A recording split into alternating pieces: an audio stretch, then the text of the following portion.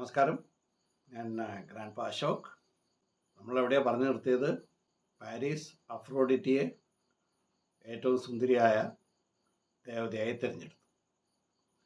ദേവതമാർ പിരിഞ്ഞുപോയി.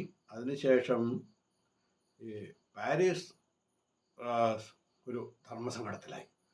കാരണം രാജകുമാരനാണ് താൻ എന്ന് ഹീര പറഞ്ഞു. പക്ഷെ എന്തെങ്കിലും തെളിവുണ്ടോ? ഇതേപ്പറ്റി ഈ രഹസ്യം അറിയാവുന്ന വേറെ ആരെങ്കിലും ഉണ്ടോ എന്നിങ്ങനെ അവൻ അന്വേഷിച്ചുകൊണ്ടിരുന്നു.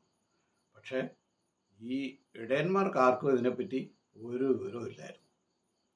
അങ്ങനെ ഇരിക്കെ ഒരു ദിവസം പ്രിയാം രാജാവിൻ്റെ ഒരു അനുചരൻ ഈ പാരീസ് താമസിച്ചിരുന്ന ഗ്രാമത്തിൻ്റെ അടുത്തുകൂടി ഇങ്ങനെ പോവായിരുന്നു.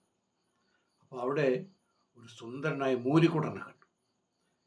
ഈ മൂരിക്കുട്ടൻ നല്ല ഗമയുള്ള സാധനമായിരുന്നു. അപ്പോൾ ഈ സേവകൻ വിചാരിച്ചു, ഈ മൂരിക്കുട്ടനെ കൊണ്ടുപോയി രാജാവിന് സമ്മാനമായിട്ട് കൊടുക്കാം എന്ന് വിചാരിച്ചു. ഇയാൾ ചുറ്റും നോക്കി, ആരെയും കണ്ടില്ല. ഉടനെ ഈ മൂരിക്കുട്ടനെ ഓടിച്ചുകൊണ്ട് സേവകൻ സ്ഥലം കാലിയാക്കി.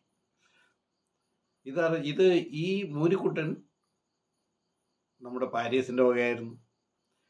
അറിവ് കിട്ടിയതോടുകൂടി പാരീസ് പുറകെ ഓടി. പാരീസ് കൊട്ടാരത്തിൽ ചെല്ലുമ്പോൾ ഈ തൻ്റെ മൂരിക്കുട്ടനെ പ്രിയാം രാജാവും ഹെക്യൂബ രാജ്ഞിയും ഇങ്ങനെ തലവലിച്ചുകൊണ്ട് നിൽക്കുന്നതാണ് കണ്ടത്. പാരീസ് ഓടി അടുത്ത് ചെന്നു. എന്നിട്ട് തൻ്റെ സങ്കടം അറിയിച്ചു, ഇത് എൻ്റെ മൂരിക്കുട്ടനാണ്. ഹെക്യൂബ രാജ്ഞി ഈ കുമാരനെ സൂക്ഷിച്ചു നോക്കി. ഊർജ്ജസ്വലനായ കോമളനായ യുവാവ്.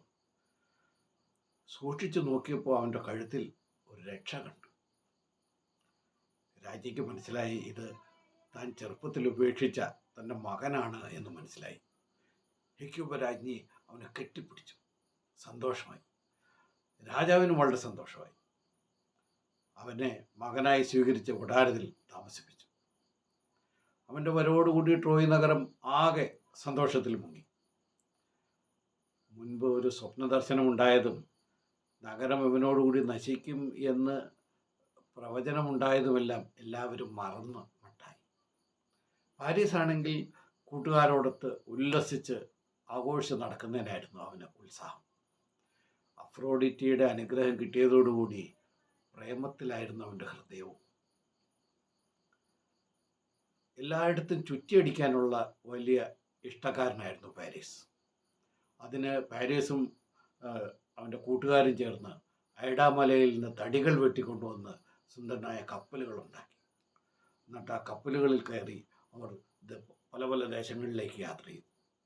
ചില ദ്വീപുകളിൽ, ചില തീരപ്രദേശങ്ങളിലൊക്കെ പോയി തങ്ങി അവിടെ ആസ്വദിച്ച് വീണ്ടും തിരിച്ചു. ഈ കപ്പലുകളിൽ കയറി ഇങ്ങനെ ഓളപ്പരപ്പിന് മുകളിലൂടെ പാഞ്ഞു പോകുന്നത് അവന് വലിയ ഇഷ്ടമുള്ള കാര്യമായിരുന്നു. അങ്ങനെ ഒരു ദിവസം ട്രോയിൽ നിന്നും വളരെ അകലെയുള്ള സ്പാർട്ടയിലേക്ക് ഒരു യാത്ര പോകാൻ പാരീസും കൂട്ടുകാരും തീരുമാനിച്ചു. അങ്ങനെ അവർ കപ്പലിൽ വേണ്ടത്ര ആഹാര സാധനങ്ങളും വീഞ്ഞും എല്ലാം നിറച്ച് സ്പാർട്ടയിലേക്ക് യാത്രയായി. സ്പാർട്ടയിലെത്തിയ പാരീസിനെ സ്പാർട്ടയിലെ രാജാവ് മെലനാവൂസ് സ്വീകരിച്ചു. കൂടെ മെലനാവൂസിൻ്റെ ഭാര്യ ഹെലനും ഉണ്ടായിരുന്നു. ഹെലനെ കണ്ടതോടുകൂടി പാരീസിൻ്റെ ഉള്ളിൽ ഒരു കൊള്ളിയാൻ മിന്നി. ഇത്ര സുന്ദരിയായ ഒരു സ്ത്രീയെ താൻ കണ്ടിട്ടേയില്ല. ഇനി ഇതാണോ അഫ്രോഡിറ്റി പറഞ്ഞ ആ ഭുവനൈക സുന്ദരി? അവൻ ആലോചിച്ചു തുടങ്ങി. പക്ഷെ മറ്റൊരാളുടെ ഭാര്യയാണ്. എന്തായാലും തൻ്റെ വികാരങ്ങളെല്ലാം ഉള്ളിൽ ഒതുക്കി മെലനാവൂസിൻ്റെയും ഭാര്യയുടെയും ആതിഥ്യം സ്വീകരിച്ച് അവർ കൊട്ടാരത്തിൽ കഴിഞ്ഞു.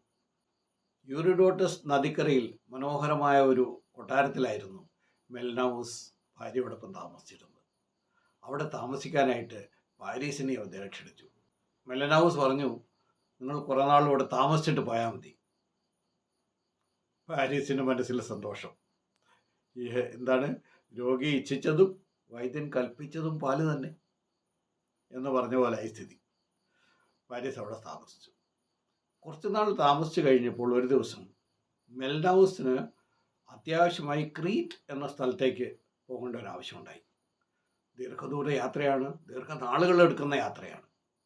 മെലനാവൂസ് തൻ്റെ അനുചരന്മാരോടൊപ്പം കപ്പലിൽ യാത്രയായി.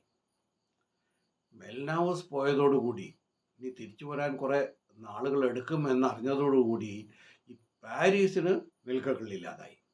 അവൻ ഹെലനെ അപ്രോച്ച് ചെയ്തു. തൻ്റെ ഉള്ളിലെ ആഗ്രഹം തുറന്നു പറഞ്ഞു. ഹെലൻ പറഞ്ഞു, എന്താ നീ പറയുന്നു? ഞാൻ ഒരാളുടെ ഭാര്യയാണ്. സമ്മതിക്കില്ല.